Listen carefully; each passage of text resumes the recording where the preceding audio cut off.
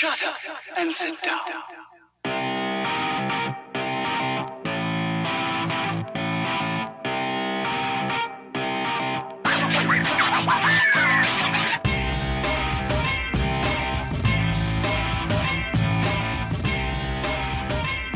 Welcome to Pop Culture Podcast, episode 52. I'm Jay. I'm Adrian. And I'm moving my mic a little closer. Yeah, we learned that from last time, because otherwise we're going to keep doing this. And then I got something to say, but no. But I mean, it could be emphasis. It could be like, when you really, like, just heat it up about something, you grab the mic, you bring it closer. Like, let me tell you something. Oh, I was going the other way, like slide whistle, like. Yeah. Oh, we could totally do that. Yeah. For those of you who are watching, that's hilarious. For those of you who are listening, it's funnier than you're picturing. Right.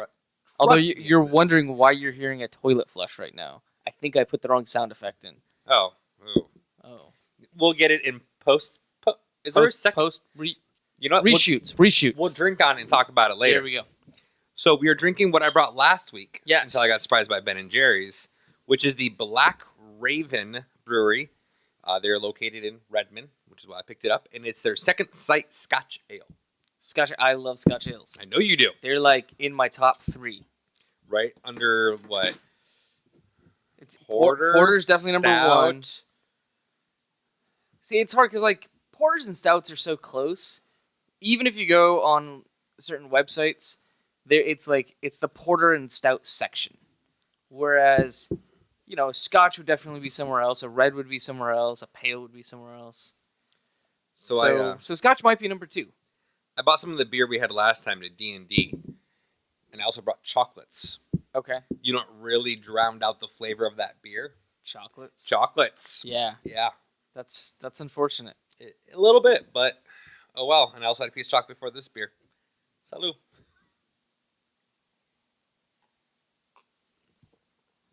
Yeah, it tastes like Sixlets. Mine tastes like delicious Scotch ale. It is actually very good.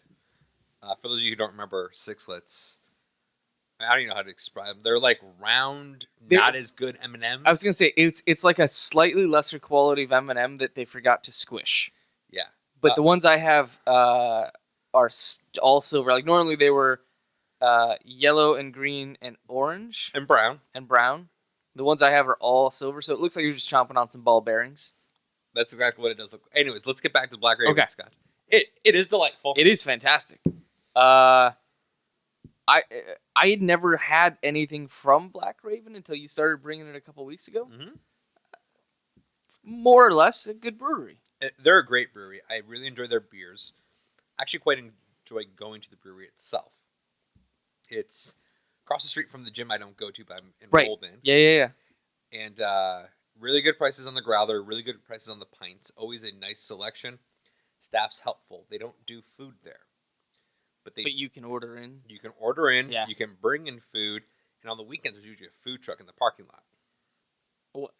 What kind of food truck are we talking about here? It's different. 2 weeks ago, for those of you who aren't familiar with the restaurant Gobble. I would be included in that number. Shut the front door. How would I know this? How have I not taken you? I don't. What is this? Gobble is a restaurant. It just sounds like a place that's everything turkey. It is a restaurant in Woodinville that every day is Thanksgiving Day. They roast their turkeys. They make the stuffing, cranberry sauce, everything, every single day. You know what day of the Green bean year casserole. that I'm sure everybody at that restaurant hates? Actual Thanksgiving. Well, they're closed, I'm sure. Well, yeah, but think about it. If you spend, say, 360 days a year making turkey.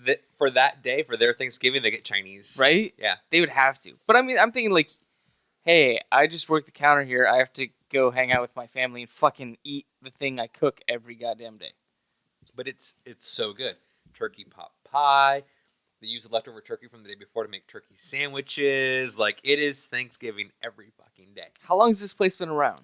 I've been going for at least 4 years. Really? Yeah. How have I not talked to you about I this? don't know. This is literally the first time I've ever heard about this. You want to go sometime? Yeah, absolutely. All right. So, their food truck was there, and they do, like, turkey legs and that kind of stuff.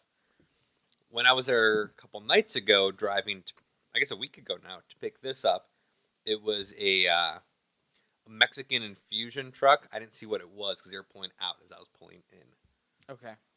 But it's always a different food truck. They have, when when you go into the brewery, on the chalkboard, it tells you what food truck's going to be when. Interesting. Okay. That's cool. Yeah, it's really good. I really like it.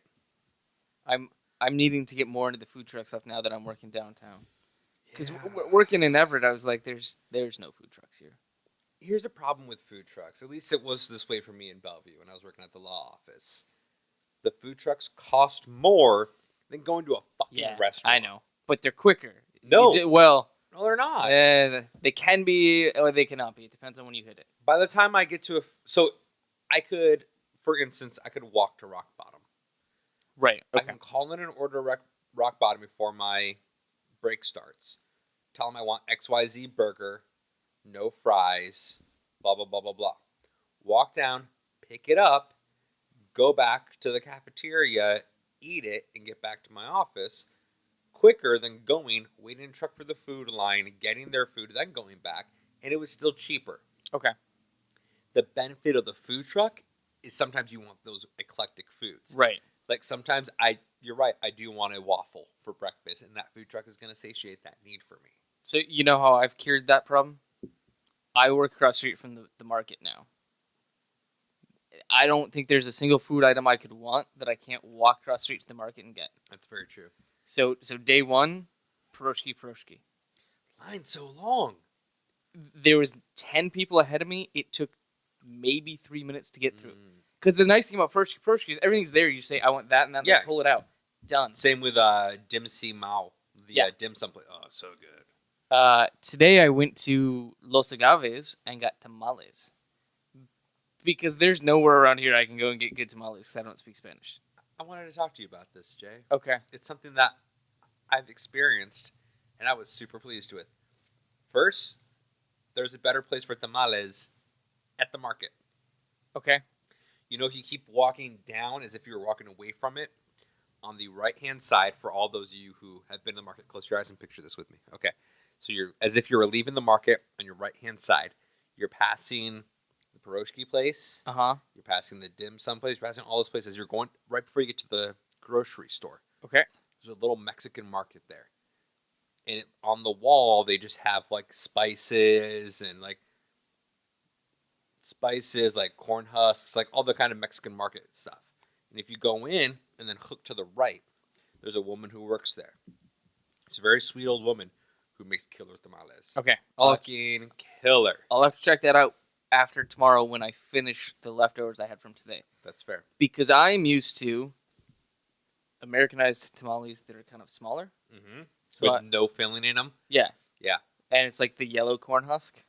Yeah, no. So I went in this place. I'm like, yeah, can I get 3 tamales? Well, I ordered 6, 3 for me and 3 for a coworker. The guy goes in the back, comes out with one of those aluminum hotel pans. And Yeah. I'm like, I said 6. He's like, see. Oh God. Okay. So I barely got through 2 of them. So That's I have delicious. Yeah, that fantastic. is delicious.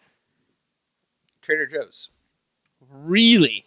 Trader Joe's made one, and I ate it, and I was like, dude, it's not as good as Mom's, but it's better than any other previous made one I've ever had in my life. Now is this like it's sitting there with the sandwiches to go, or is it like in the freezer section? No, it's sitting there with the sandwiches to go in the same area. Okay. Now, not all the Trader Joe's have them, Okay. so it's a crapshoot. Pretty good. All right. So I'll check that out. all right. Enough of the food talk. I notice, much like me, you don't have your notebook. You don't have your comics. No, I am woefully unprepared because I have a story. What's your excuse? I've been home for 2 hours because that's the downside of working downtown now. Okay, that's fair. That's super fair. Yeah. I got called to work at a job I don't work at anymore. What did What did they need you to do? So, for those of you who may remember, I used to travel all the time going to comic conventions. That was my full-time job. You know who did not love that job? My wife. You know who I want to make really happy? My wife. So, I quit that job. And today's my day off. And today I went in, I had breakfast with some buddies, had some coffee, went to the comic store. My game plan was to be home by noon, picked up some teriyaki, be home by noon to play at least 5 hours of Star Wars Battlefront. Oh, so it was a light day. It was going to be a light day, Okay. Star Wars Battlefront, some comic book reading, some podcast listening, and then make it over here to Homeboy Jay's. I get a phone call, literally. I turn off my car, because I do it like that, because mine's a push. Right, the fancy. Turn off my car, and my phone rings. And I pick it up, and it's first thing out of their mouth. What are you doing right now? I'm at home. Why? Our gear was on a semi on its way to Orlando because there's a show this weekend that flipped, Oh. and they're not going to be able to deliver our gear. We need somebody who's going to be able to assemble 2 new pallets to go ahead and get those ready to be shipped out, overnight aired over to Orlando. And since you still have a key to the warehouse and a security code, at this point, I can't say no. No. Like, I can't say no. So I say yes. I get to the warehouse, and those of you in the Seattle area, especially North King County, South Snohomish County are aware, we are having really bad weather. So I got to a warehouse that had no power. Yeah. Do you know how dark a warehouse with no power is? Yeah, I've been in that warehouse when there's no power on. It's dark. And I had to assemble pallets. So I get done.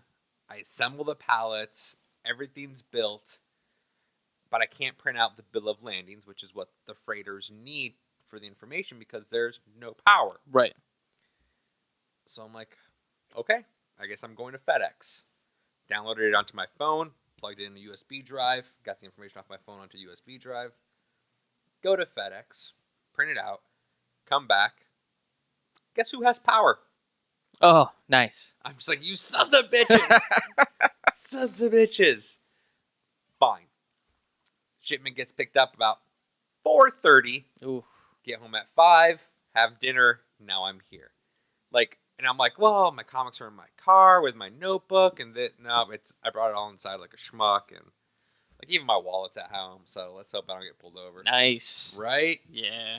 So that was my day today. But I did Awesome. make time for some comics anyways. Yeah, I was able to read, I think I got through 2, maybe 3. So. Before we get to comics, you've been watching any TV recently? What did I watch? I finished the first episode of Boardwalk Empire. And I'm hooked. Okay. I don't know when I'm going to be able to keep going, though. Just because my TV time has been cut severely due to recent living arrangements. Yes. Yes. Yes, that's right. Yeah. Laptop, headphones? That's my default, yeah. Usually when Jess is home, we'll watch TV in the living room, but then that's our shows, not my shows. Caught up on Supergirl except for this week's episode. I like it. I know the general consensus is that it's terrible. Most people are hating on it big time. It's not terrible. It's just not worth watching. Okay. Caught up on Flash and Arrow, Walking Dead, all that stuff. Okay. I've been catching up on all the same shows I've been catching up on. I have nothing new to add. You all know where I stand. I'm still watching Last Man on Earth, but not enjoying it. But I still watch it religiously as soon as it's available. Bob's Burgers, Brooklyn Nine-Nine, Jane the Virgin, all the shows I have been watching. I have no new TV to talk to you guys about, but I have 2 other forms of media I want to talk to you about. Before we get to that, I do have one thing I want to bring up. Yeah. Did you ever start Bastard Executioner? No, because it's not yet on Hulu. Okay. It'll be on Hulu in January. Did you start it? No. I wouldn't put too much time into it, though. No, why? It's only going to be 1 season. It's already been canceled? Kurt Sutter Yeah. canceled it himself Why? because fans didn't like it. He was like, the general consensus about this show, from everything I hear, is meh. So I'm just gonna throw in the towel. I'm not gonna put in more effort to build on this story that I've already started if people aren't liking the story I started. On the one hand, I kind of appreciate that. No, I totally get it. On the other hand, does that just mean he's going to put more work into the Mayans now? I am also okay with that. If that's what becomes of that, he's like, okay, well, this didn't work. I'm going back to the Suns universe where people did enjoy it, I'm good with that. But here's the thing. Why do the Mayans instead of doing the first 9? Yeah, that was weird to me. And the only thing I can think of is if he does a story about the Mayans, that maybe you're going to see their side of the story of the events that happened in Suns. No, it's supposed to take place before Suns. So, like, first 9 era Mayans. Yeah, I don't like that then. Oh, you know what? Before we get into what I want to talk about, we did watch something together over the weekend. We did. And I love your comments still. We watched the UFC Ronda Rousey versus Holmes fight. Really, we watched all the fights leading up to that, and then that happened. But we did it while drinking Manhattans. Yeah, we did. Do you remember your comment? Oh, yeah. So you told me, I got all the stuff to make Manhattans, and I replied, oh, good. So we're going to watch a bunch of women beat each other up like true gentlemen. That is correct. And we did. We did. And they were delightful. Yes, they were fantastic. Even Bobby liked them. Yeah, a friend of ours who... Bobby's not a drinker. The only alcoholic beverage that he drinks... Seagram's? Bud Light with lime. Oh. Not Bud Light with lime in it. Bud Light, and then he squeezes the lime into it. But he had a night owl, and he liked the night owl, so there's hope for him yet. I was starting to get a respect for him. Yeah. He told me that. And yeah, he'll still kick our ass if we make fun of him too much. That's true. Yeah. So what'd you think of the UFC? UFC 193.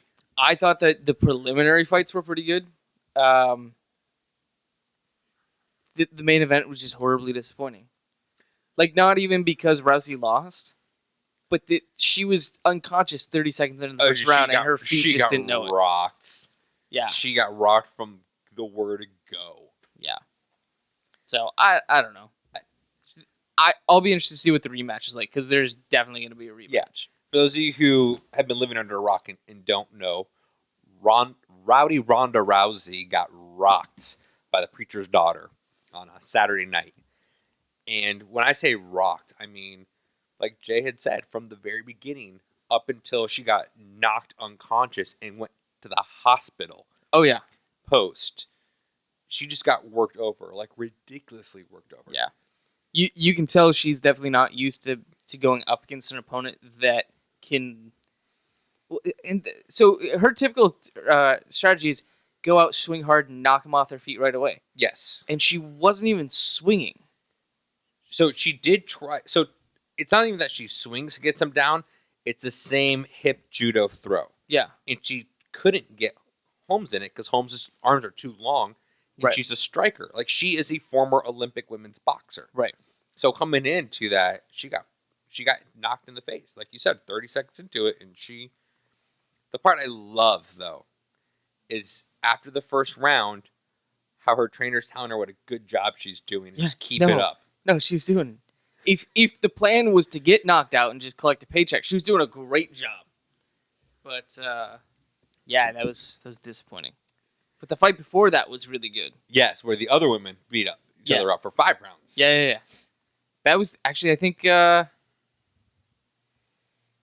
Bigfoot was the best fight, man. Bigfoot Silva. That was a brutal fight. He got rocked. Yeah, he did. He got rocked. Yeah. Anyways, so your two other... Two new podcasts. Okay. One of them, everyone in the world knows about. It's called Serial. Oh, okay. I'd never listened to Serial before. I gave up on Serial. Why? I don't know if it was just that I was trying to listen to it in the wrong environment, but I got about 40 minutes into episode 1, and I can't do this. I did all 12 episodes in less than a week. Okay. And they are 40-minute episodes. Yeah. To your credit, though, you don't get to put Serial on and then do errands. Like, I can't listen to Serial. I think that's what I tried to. I tried to listen to it while I was working. I couldn't. So I listened to it on my drive into work, and I got the first entire one out of the way, and I'm like, I'm in. I'm hooked. I just did the second one. I put it on the Bluetooth speaker while I was trying to set stuff up, and I'm like, I can't do it this way. I missed details. I don't know what's happening. Because you missed like 5 details. She's talking to someone else, and you're like, who is Jessica, and what's going on? And no, why is she talking about Haley being at wrestling? What? No, I don't understand. So you have to like sit and attentively. For me, it was my one episode on my way to work, one episode away from work. Okay. That's kind of how I got it through, and it's phenomenal. Okay. I came across it because Pandora sent me an email. Serial season 2 begins in a couple days, and it's exclusively on Pandora. It's so weird that Pandora's doing podcasts now. They have to do something. Yeah. Like I like the Pandora service. And I know you do as well, but it's not really popular with a lot of people. No. They've given Pandora up to go with Spotify. Right. And if you are on Pandora, then it's like, will you listen to Pandora? Yeah, I do. I love my Pandora station. Again, though, everybody should just get milk. Milk's far superior. Anyways, so season 2 starting. Season 2 starting. I got the email. I'm like, yeah, I never listened to season 1. I can love it. Okay. Great. I'll probably give it another shot. Look at you now have the bus ride. That's true. Do it on the bus ride. It's available on Stitcher. Same as our podcast is. Don't turn over to Serial now. No. Once you're done with ours, then switch over to Serial. Yeah.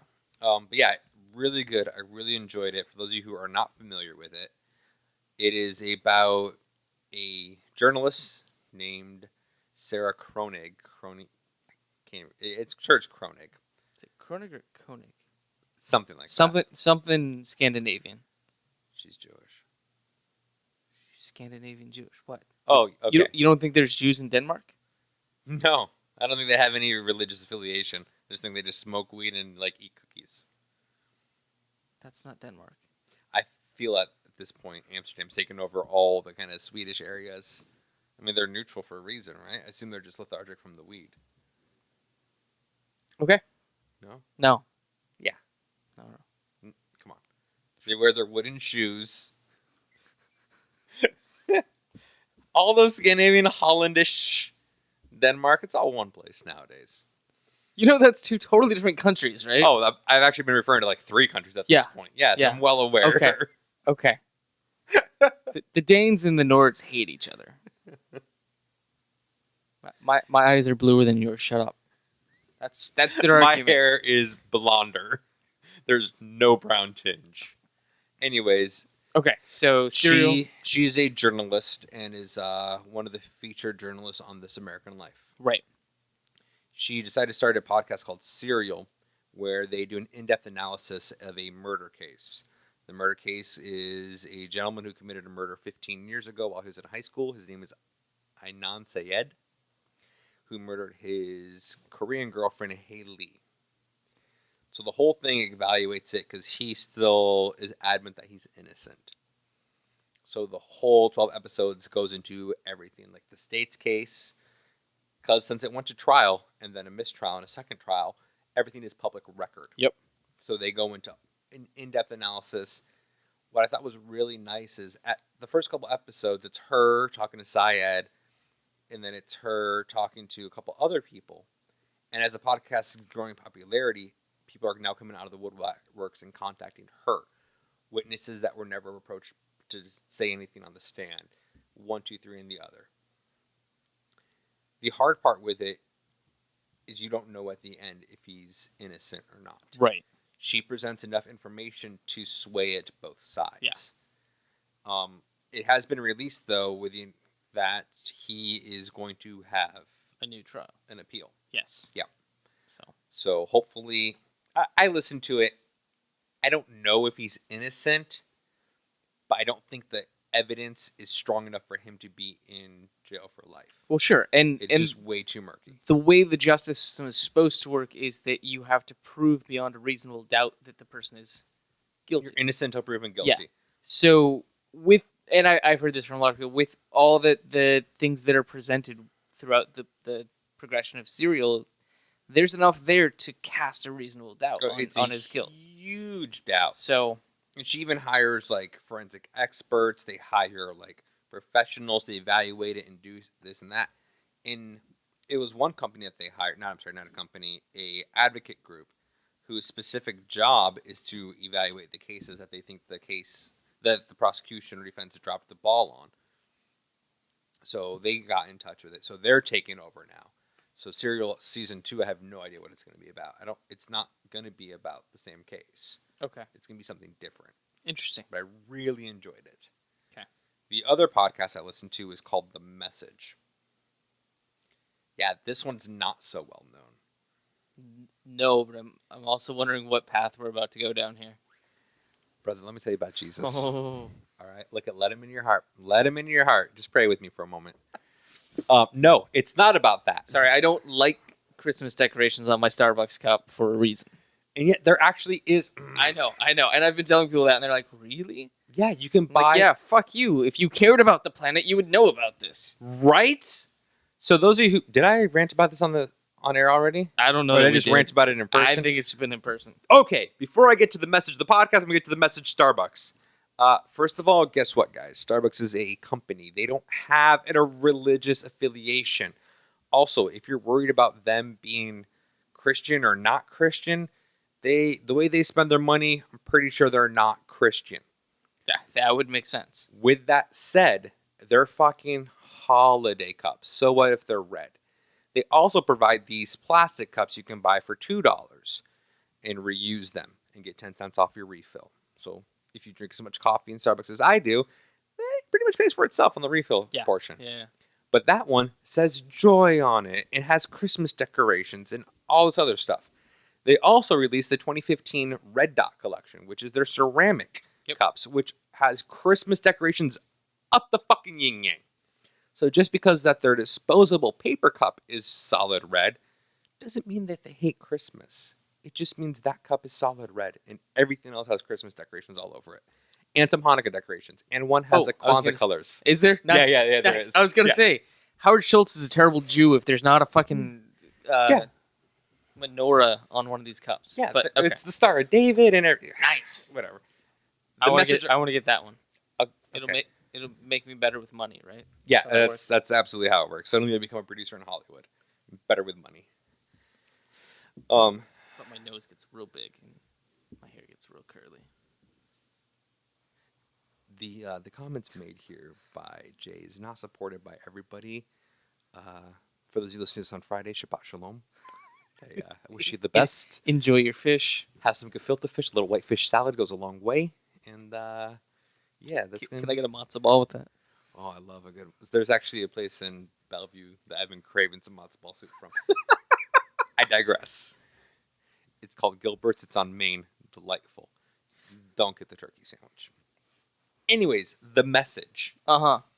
It is a podcast about a linguist.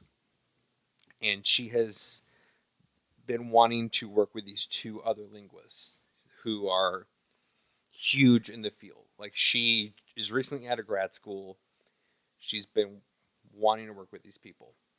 And they invite her to come over because she wants to meet them and make a podcast about what... It's not cryptologist. Maybe it is cryptologist. Code breakers? Yeah, so they're like code breakers and linguists, what cryptologists do and whatnot. They are giving something from the NSA that has been declassified. So essentially what has happened is there was a message received about 75 years ago, and it was classified by the NSA. A documentary has been made because some of the people who worked on its children learned all this information from their parents are making a documentary. Okay. So the NSA has decided since it's going to be declassified, it might as well get out in front of it. Sure. The transmissions could be extraterrestrial. It could not be. They don't know what it is. So all they know is, I want to call it steed. There are five factors that constitute something to be extraterrestrial. This one hits 4 of all the 5. Oh. The 5th one is the one that's up to debate between the code breakers and the linguists. Okay. So this podcast is about them working on The Message, as it's called. Okay. Starts off real solid. Like the intro, like she did an intro podcast, and all the episodes are about 10 to 15 minutes. First 3 were really good. Like, when they get to the point that they're going to play the message, I'm like, I don't know if I want to hear it. Like, like you get that, like I had that feeling about it. I'm like, oh man, it's getting creepy, like super creepy. I don't know if I believe in aliens. I think it's a little a little narcissistic to say in this entire grand galaxy we're the only life form. Right. Yeah. So I know aliens exist. That is not to say that they're little green men who can reach out and contact us, that are capable of interstellar transmissions, travels. They very well may be farther than we are, less than we are, or just not even in the realm of consideration. They could be a planet full of fox-like creatures that just don't give a shit about anything I else. played Star Fox. I know that exists. So you're well aware what I'm talking about. Yes. But I do think that there are other life forms. Not that they're trying to reach us or they're trying to communicate with us. That, I think, is shenanigans. Still was super hesitant to listen to the message, though. So you listen to it and you're like, all right, I see what's going on here. The reason, and then the next episode explains that the original group of code breakers that were trying to listen to it all had strange anomaly deaths related to them, and blah, blah, blah, blah, blah. So you're like, okay, I'm a little less on board with this podcast. From the fourth episode, you're just like, you went too sci-fi. Okay. I'm now kind of out. Sure. Like, I liked it when it was based in the realm of reality. You went a couple steps too far. Now I'm like, you killed it for me. Because now it's so science fiction-y, I don't get that tingle of, oof, all right, maybe. You know what I mean? Like, even initially, when you listen to the first two, there's so many loopholes and holes in the theory. You're like, clearly this is a science fiction podcast. Right. They don't broadcast it that way, and they don't label it that way, so you don't know. Come like the fourth episode, you're like, nope, you went too far, like very clearly, because they get raided by the government, and now they're in hazmat suits, and they're not allowed to leave the office, but the podcast is still being released, and this and that. I'm like, nope, you went too far. This just became War of the Worlds. Yeah. Yeah. So I was like, damn it, I really, really like those first three, and now you just shitting on me. So yeah, that is instead of my TV, my podcasts. Okay. Fantastic. Any movies for you? I've watched none movies. Not a movie. Not a movie. It's been a slow week. I didn't either. Okay. So comics. Sure. I got through 3. Well, what did you get on your pull list? Because I have my pull list right in front of me. I don't remember. All right. I know like Batman was on there, Green Lantern, Star Trek, Green Lantern, Lost Army, Invincible.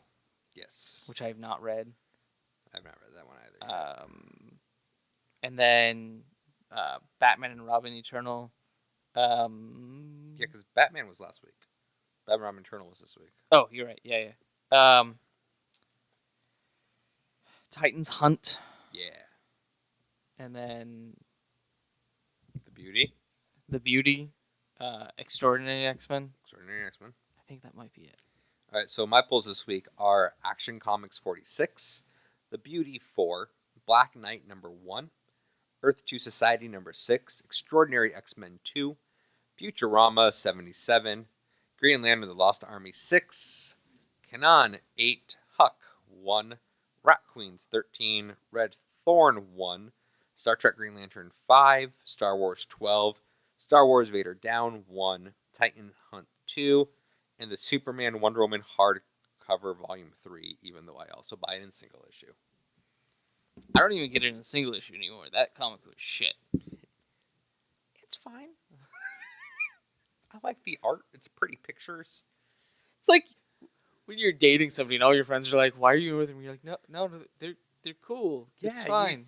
You guys just Like- don't They're a different person when you're not around. Yeah, that usually means they're worse.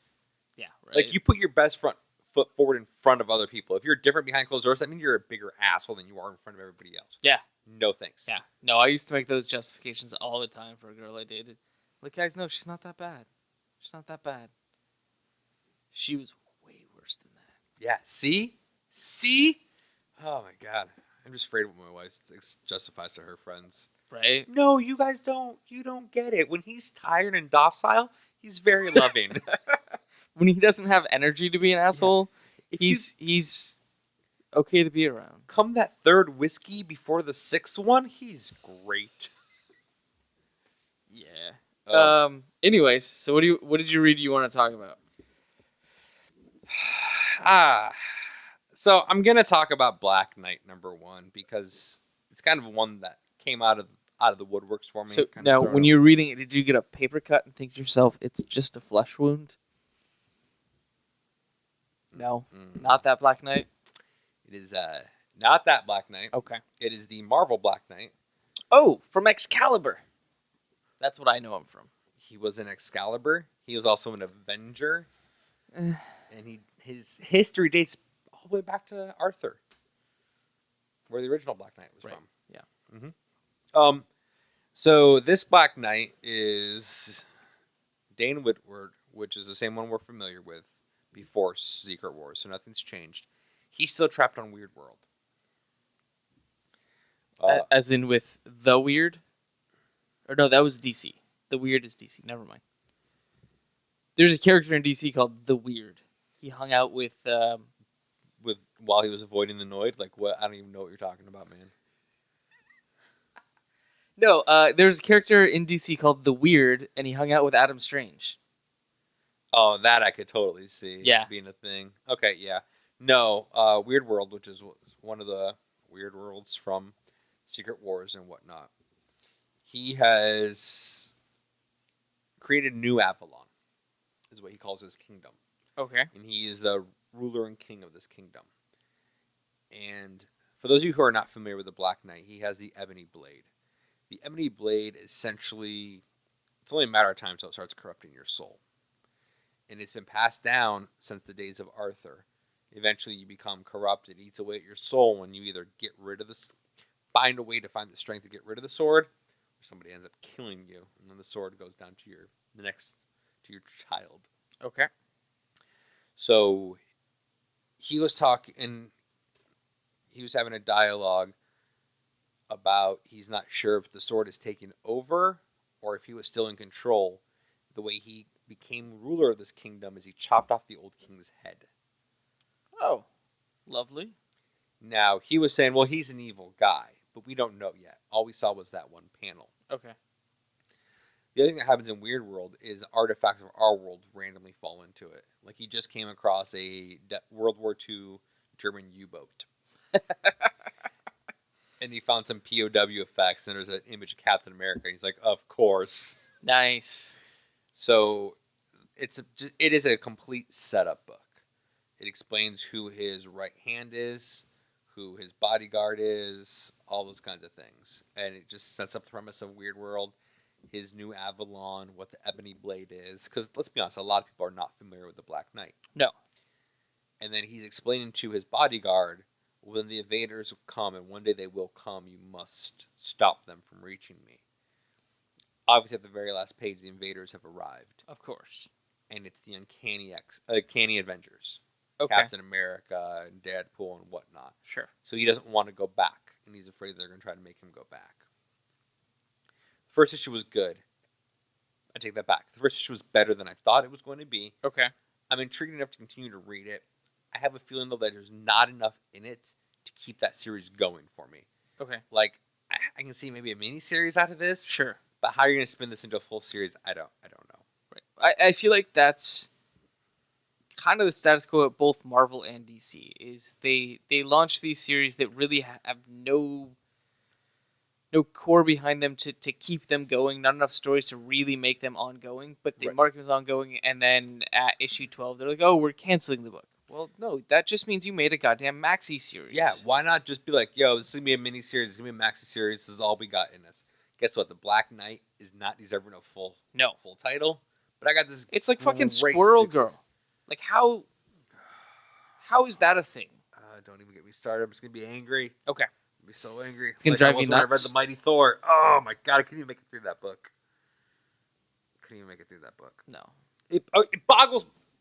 Damn it, Jay. Sorry. It boggles my mind. Jane Foster is dying of cancer, and she's going through chemotherapy. But when she transforms into Thor, which should not be her name, when she transforms into the goddess of thunder, and transforms back to Jane Foster, all the chemo effect is gone because when she transforms, it kills all the poison out of her body. Because chemo's poison, essentially. Right. Yeah. But it doesn't cure her cancer. Now, why did she ever stop being the goddess of thunder? Why go back to Jane Foster if you know you're going to die from cancer? Yeah, you know the chemo that's a fucking terrible move. They address it in only one paragraph in one word bubble inside a panel. And she says, I know what you're thinking. Why'd I ever become Jane Foster? Well, there's things that Jane Foster can do that Thor can't. Die? So here's the thing. Really? You want to keep your Jane Foster and your Thor life separate? Why is Volstagg the one who's coming with you to drive you home from your chemotherapy then?